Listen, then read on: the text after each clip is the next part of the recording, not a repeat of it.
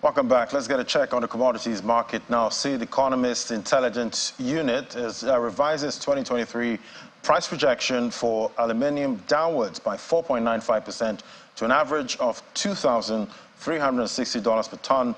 The global price of aluminium has also declined by about 7% year to date to $2,181 per ton. Joining us now for this conversation is Miriam Ode, analyst at FDC. Great to have you on the show, Miriam. Thank you for having me. Good afternoon. Good afternoon. So what is the reason behind this price decline, and is this trend expected to persist in 2024? Like you said, the global price of aluminium has been declining currently, mainly due to slowing economic growth globally, and also because of the constant appreciation of the dollar against a basket of currencies. Now, like we all know, aluminium is actually traded in dollar, meaning that the appreciation of dollar in the market would make the commodity automatically more expensive without even a necessary increase in the price of the commodity. So what does this mean for the demand for of the commodity? Demand is most likely going to move in the opposite direction. That means demand is going to fall, and this will weigh on the global price of aluminium in the near term. And this even what we're seeing already. And we don't expect this trend to persist in 2024. Already just last month, we saw aluminium prices climb to a 5-month high of $2,300 per ton because of the drought in China's hydroelectric producing region.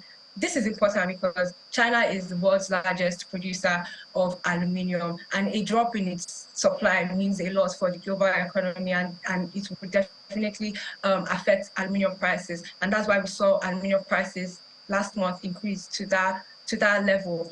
Also, China, interestingly, is still the world's largest consumer of the commodity, and we're seeing a surge in its green sector. That's an increase in the demand for solar energy, and resultantly an increase in the demand for solar panels, which aluminium is used to produce. So these factors would actually influence aluminium prices in 2024 and result in a more bullish outlook for the commodity during this review period. Right, you see, China always the biggest consumer of most commodities, but aluminium is the second most consumed industrial metal, but despite the ever-increasing demand, there's not been a corresponding increase in the production of aluminium. What is the reason for this? Okay, yes, I think to answer this question, I need to point out the fact that aluminium is actually a mined commodity, meaning that it requires high level of power, high level of energy to be produced or even to be extracted in its form of bauxite, because it's extracted from the ground as bauxite. And this at a time when energy prices, you would agree with me, at a time when energy prices are at a high level, it is not unlikely to see that producers are shying away from increasing their production levels, because oil prices is already at $90 per barrel. Fuel prices, domestic fuel prices, is tending towards 600 naira per liter.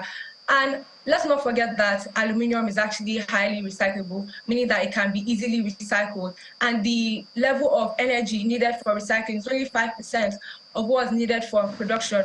So it's not strange to see that producers of aluminium would rather recycle aluminium or opt for recycling than to increase their output level. And this is why we're seeing that despite the fact that aluminium is actually, the demand for aluminium is increasing day by day, the output level still remains relatively constant. Right, but let's look at some data now from International Aluminium Institute. It shows that Africa produces about 130,000 tons annually, with South Africa being the largest producer. What is South Africa doing, differently, and in what ways can Nigeria improve its efficiency in aluminium production? So let me point out that South Africa is Africa's largest producer of aluminium, and it has reached this level simply because it has taken great strides in encouraging or stimulating its local demand for the commodity, and in turn this resulted in an increase in production levels as producers were striving to meet up with the rising demand. Also, South Africa is the largest, so has the largest solar energy capacity in Africa, and it has definitely capitalized on this fact. Like I said before, aluminium is used in production of solar panels, and the country has also taken and made great efforts in expanding its already existing secondary aluminium smelters, which are used in the recycling of aluminium. And Nigeria can actually learn from this, because currently we only have one functioning secondary aluminium smelter that has not even been in use for the past decade. So the restart of this aluminium smelter, secondary aluminium smelter, and also consequent plans into building or creating more secondary aluminium smelters can increase Nigeria's aluminium production, as well as the attractiveness of Nigeria's aluminium production or output in the global market. All right, I guess the price reduction should be a positive for builders and construction producers there. Thank you so much, Miriam Ode, analyst, Financial Derivatives Company. Thank you. Thank you, Nigel.